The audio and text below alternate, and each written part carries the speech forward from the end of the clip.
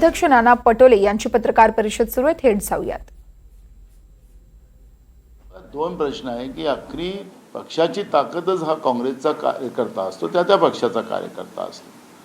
आणि त्याच्यामुळे काँग्रेसच्या कार्यकर्त्यांमध्ये जो राहुल गांधीजींनी जी प्रेरणा टाकली, भारत जोडो यात्रा असेल किंवा न्याय यात्रा असेल, त्याच्या माध्यमातून काँग्रेसच्या कार्यकर्त्यांमध्ये नवचैतन्य निर्माण झालेलं आहे. हे कुणालाही नाकारता येत नाही आणि त्याचं निकालामध्ये रूपांतर झालेलं आहे. स्वाभाविक आहे की आमच्या पक्षाचा व्यक्ती हा राज्याचा मुख्यमंत्री व्हावा हे काँग्रेस कार्यकर्त्यांची भावना होणं हे स्वाभाविक आहे.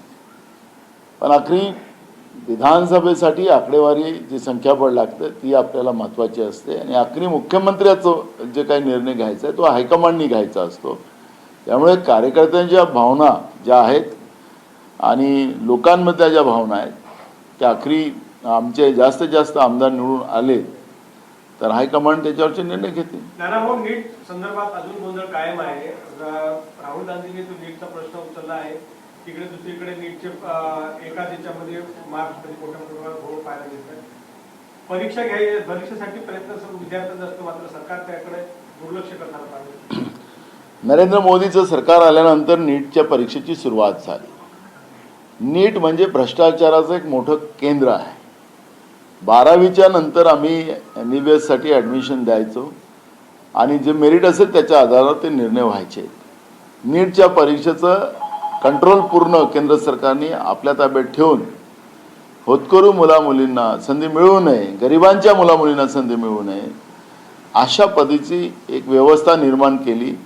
आई वडिलाला आपल्या मुलाला डॉक्टर करायचं असेल तर त्याला ट्युशन लावून आणि अथोनात पैसा खर्च करून त्या नीटच्या परीक्षेची तयारी करावी लागत होती. असं चित्र आपण पाहतो आहे. आणि आमची सुरुवातीपासून मागणी होती की ही नीटच्या परीक्षा रद्द कराव्यात, जुन्या पद्धतीनंच मेडिकलचा कोटा पूर्ण केला जावा, त्या पद्धतीचे ॲडमिशन व्हावेत. पण केंद्रातलं जे भ्रष्टाचारी नरेंद्र मोदीचं सरकार आलं, या सरकारने जाणून बुजून गरिबांच्या, शेतकऱ्यांच्या, सामान्याच्या मुलामुलींना डॉक्टर होऊ नये अशी व्यवस्था निर्माण केली.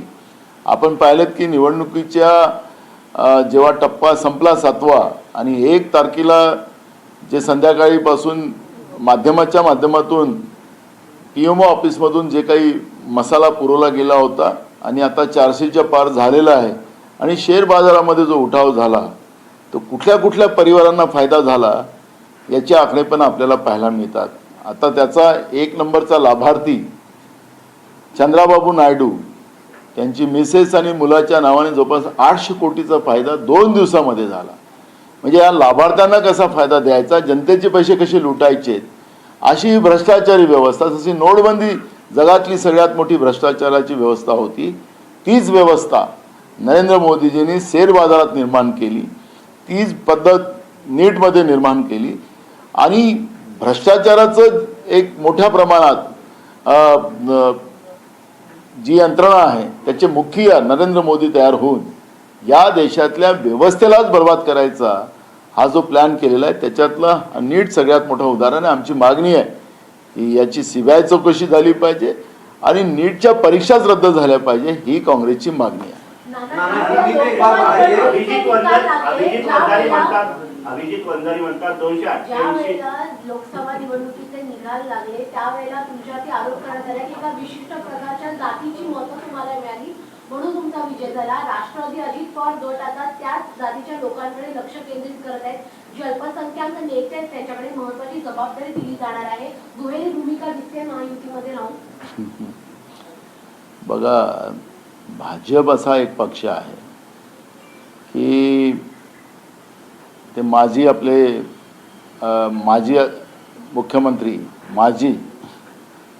बिहारचे ते भगवान श्रीरामाला काल्पनिक म्हणत होते. आता त्यांना कॅबिनेटमध्ये स्थान मिळालेलं आहे. तर ही जी काही परिस्थिती आहे, भाजपसाठी कुठलाही धर्म नाही, कुठली जात नाही. भाजपसाठी सत्ता ही महत्त्वाची आहे आणि ही सत्ता फक्त मुठभर लोकांसाठी चालवायची. म्हणून अयोध्येची जागा सुद्धा हे जिंकू शकले नाही. त्याच्यामुळे मला धर्म आणि जातीवर जायचं नाही. काँग्रेसने या धर्म आणि जातीवरचं राजकारण केलेलं नाही आणि करणार नाही.